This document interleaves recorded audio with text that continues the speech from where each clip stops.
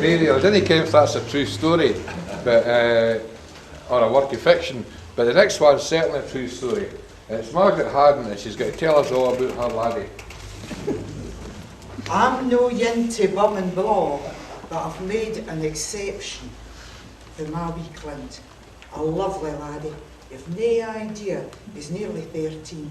Beautiful artist. Ernerdale's answer to Leonardo da Vinci. Yeah, I wish you could see his painting. Beautiful. Oh, but you might have seen his painting because it's on buildings and on bus shelters and in was all over Linlithgow. You've got about you have seen his painting. Lovely actor. The next generation is going to be the new Ewan McGregor. And it was that proved because he was picked for one of the principal parts in the school play last year. Now the wee Sylph forgot his words, but he improvised. Now, do you not think the teacher should be pleased that a wee laddie forgetting his words improvised? No, they weren't pleased at all. You should have seen their faces. The wee Sylph was supposed to say, "Away hame, you're no getting in," and spit he forgoes. So instead he says, "Oh, hello, Mary and Joseph, in you come, there's plenty coming in." So he's getting the blame with something. So this is a wee letter I wrote to the skill.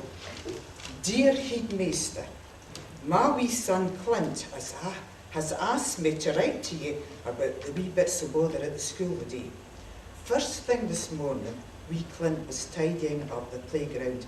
He's sick a tidy laddie, he can't see ony mess, but he has to pick it up. So he had just picked up some stains when wee Willie Broom started to cry him names.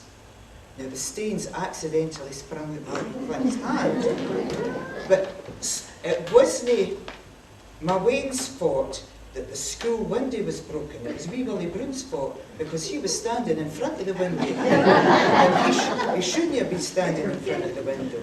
So Clint's sorry about what happened in the whole economics class. An innocent mistake it was. He thought the teacher said an inch o' salt, no a pinch o' salt. I ken he was pouring salt into the Wayne's scone mix, but he only meant to help them. He didn't mean to be bad. You would have thought that the teacher could have explained better. Wee Clint was greeting when he told me what happened in the gym class, the physical education class. He thought everybody in the class was to get a ball, no just gin ball for the whole class.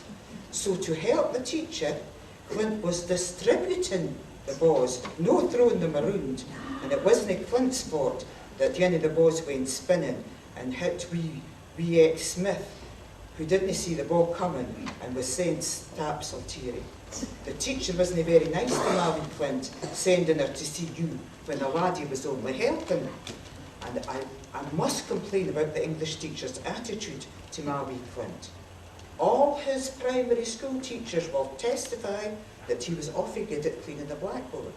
So when he went into her class, he could not resist cleaning hers. The trouble was her blackboard was bare, so he couldn't clean it until there was something on it to be cleaned.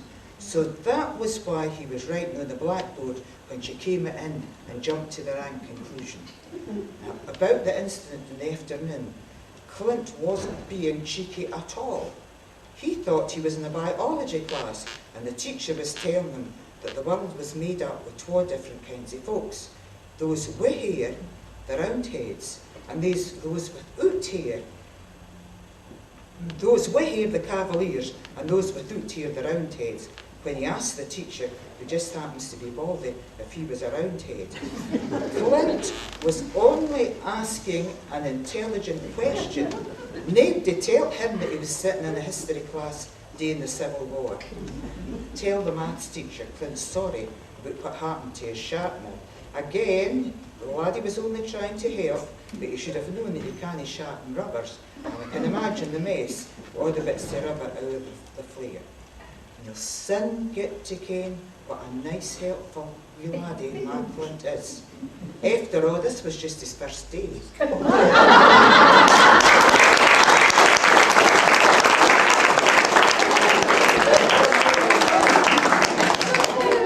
I was saying, it's so true to you.